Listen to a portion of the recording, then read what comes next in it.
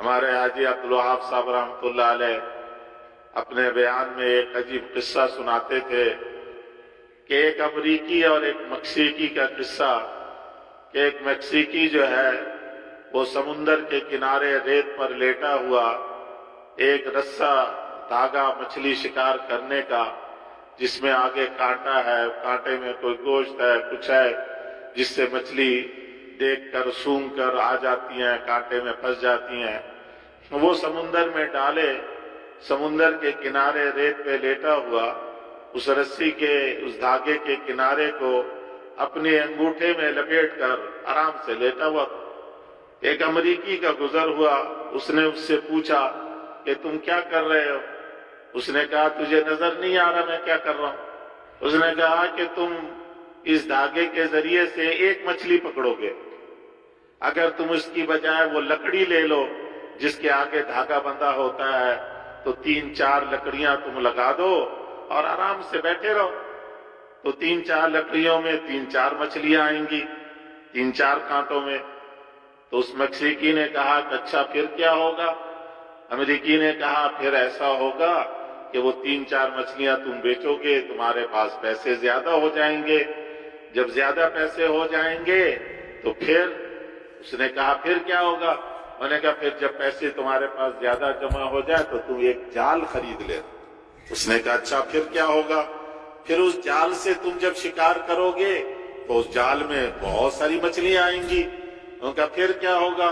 ان مچھلیوں کو بیچ کر تمہارے پاس اور زیادہ پیسے جمع ہو جائیں گے۔ اس نے پوچھا اچھا پھر کیا ہوگا؟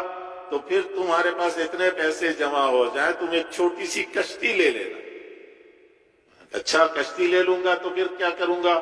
کشتی لے کر تم ذرا اور آگے سمندر میں گہرے پانی میں چلے جانا، وہاں مچھلیاں زیادہ ملیں گی، زیادہ جال میں مچھلیاں آئیں گی۔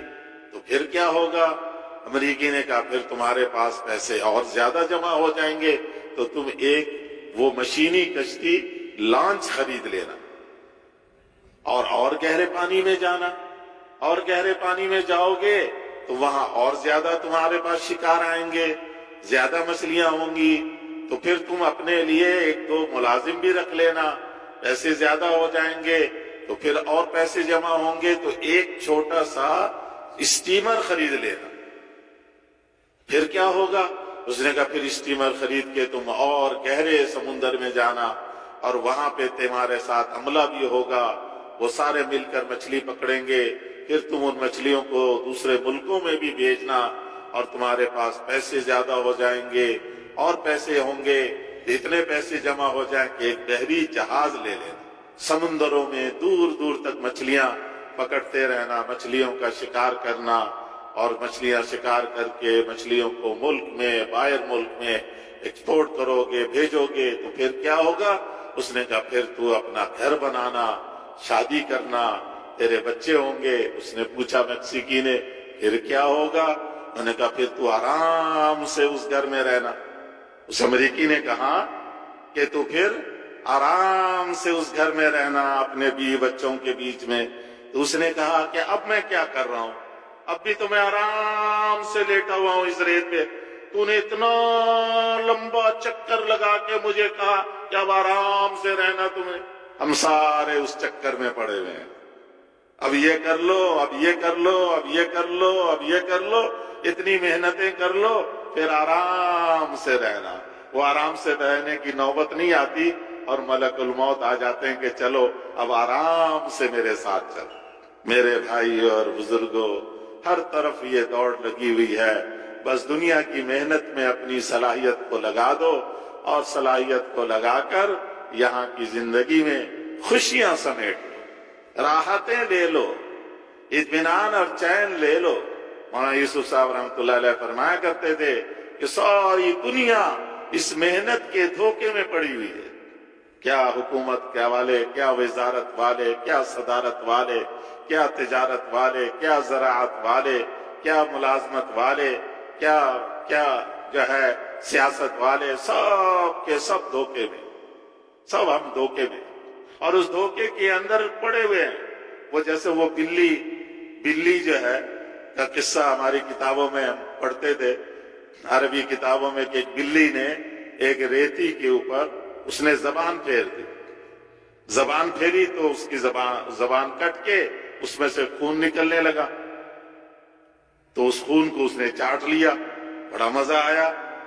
وہ یہ سمجھنے لگی کہ یہ جو ریتی ہے اس کو میں چاٹ رہی ہوں تو اس میں سے خون نکل رہا.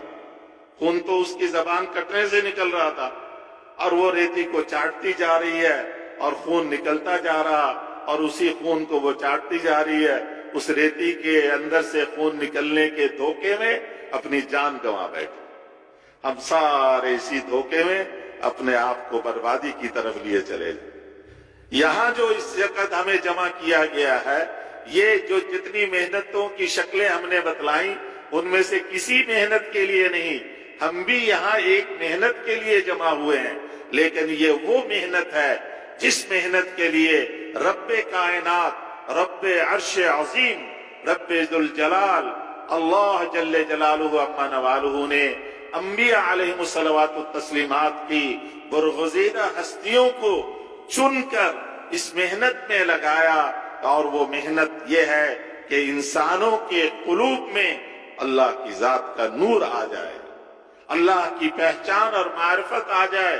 یہ انسان اپنے اللہ کو جان لے، اپنے اللہ کو مان لے اور اپنے اللہ کو جان کر مان کر جیسے اللہ چاہے ویسے زندگی گزارے.